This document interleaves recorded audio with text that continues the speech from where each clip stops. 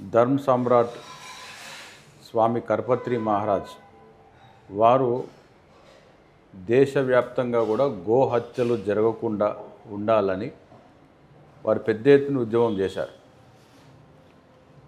వారి ఉద్యమానికి ఆ రోజు ఇందిరాగాంధీ ప్రభుత్వం అధికారంలోకి రావాలి అంటే ధర్మ సమ్రాట్ స్వామి కరపత్రి మహారాజ్ ఆశీస్సులు ఉంటే నేను దేశ ప్రధాని అవుతానని ఇందిరాగాంధీ తెలుసుకొని ఆ విషయాన్ని గ్రహించి స్వామీజీ కరపత్రి మహారాజ్ దగ్గరికి వెళ్ళి మీరు సహకరిస్తే, మీరు మాకు మద్దతు ఇస్తే నేను అధికారంలోకి రాగానే దేశవ్యాప్తంగా గోహత్యలు లేకుండా చూస్తాను అని మాట ఇస్తే అప్పుడు ధర్మ సమ్రాట్ కరపత్రి మహారాజ్ హిందువులకు అందరికీ ఓ పిలుపునిచ్చి దేశవ్యాప్తంగా కూడా గోవధ గోహింస జరగకుండా ఉంటానని హామీ ఇచ్చినటువంటి ఇందిరాగాంధీ మాట నమ్మి వారికి మద్దతు ఇచ్చినప్పుడు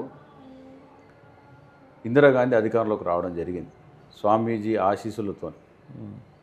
మాట ఇచ్చిన తర్వాత మాట తప్పినటువంటి గాంధీ కుటుంబానికి అదే కరపత్రి మహారాజ్ నీవు నీ కుటుంబం మాట తప్పినందుకు దుర్మరణం పాలవుతారని చెప్పేసి హెచ్చరించడం జరిగింది.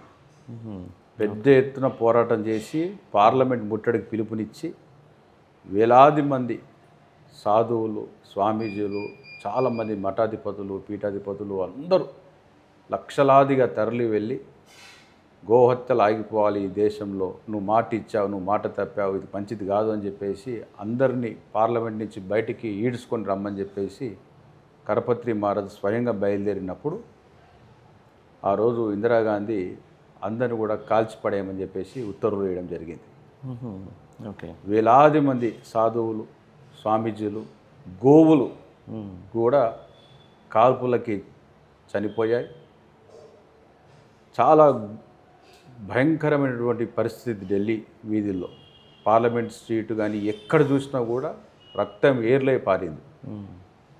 ఇందిరాగాంధీకి కూడా అదే మాదిరిగా మమ్మల్ని ఏ విధంగా అయితే నువ్వు హింసించి కాల్పులతోని, పోలీసులతోని లాఠీ చార్జ్ చేయించి చంపించావో అలాంటి చావే నీకు కూడా వస్తుంది అని చెప్పేసి ఆ రోజు కరపత్రి మహారాజ్ గారు వారికి శపించడం జరిగింది. ఆ శాపం ఆ కుటుంబానికి తగిలినందుకే దేశ ప్రధాని ఇందిరాగాంధీ కాల్పులతో చనిపోయింది.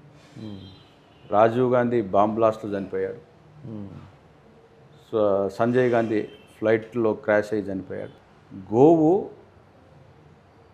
శాపం మంచిది కాదు అని చెప్పినప్పుడు కూడా ఈ పాలకులు వినకపోవడం వల్ల దేశ ప్రధానులే చనిపోయారు. ఇప్పుడున్నటువంటి నాయకులకి, ప్రజాప్రతినిధులకి అర్థం కావడం లేదు. గోవులను చంపకూడదు, చంపితే ఏం జరుగుతుంది అనేటువంటిది ఉదాహరణకి మన కళ్ళ ముందే జరిగినటువంటి సంఘటనలు. ఎప్పుడో మన పుట్టక ముందు జరిగినది కాదు. ప్రజెంట్ ఉన్నటువంటి పాలకులు, దేశ ప్రధాని శ్రీ నరేంద్ర మోడీ గారికి తెలుసు, అమిత్ షా గారికి తెలుసు, చంద్రబాబు నాయుడు గారికి తెలుసు, రేవంత్ రెడ్డి గారికి తెలుసు. తెలిసి ఉండి కూడా గోవుకు సంబంధించినటువంటి ప్రత్యేక చట్టాలు ఉన్నప్పటికీ కూడా వీళ్ళు చంపడానికి అన్ని అనుమతులు లీగల్ కాదు, ఇల్లీగల్గా అనుమతులు ఇవన్నీ. అంటే పోలీసుని చూసి చూడకుండా ఉండమని చెప్పడం, పట్టించుకోకపోవడం, ఆ సబ్జెక్ట్ని చాలా లైట్నర్గా తీసుకోవడం. ఓకే. ఈరోజు ఎంతవరకు దారి తీసిందంటే దేశంలో బీఫ్ ఎక్స్పోర్ట్ నెంబర్ 1 దేశం ఏది అంటే భారతదేశం అని చెప్పుకున్నటువంటి ఈ భారత్ మాతకే దక్కింది. ఓకే.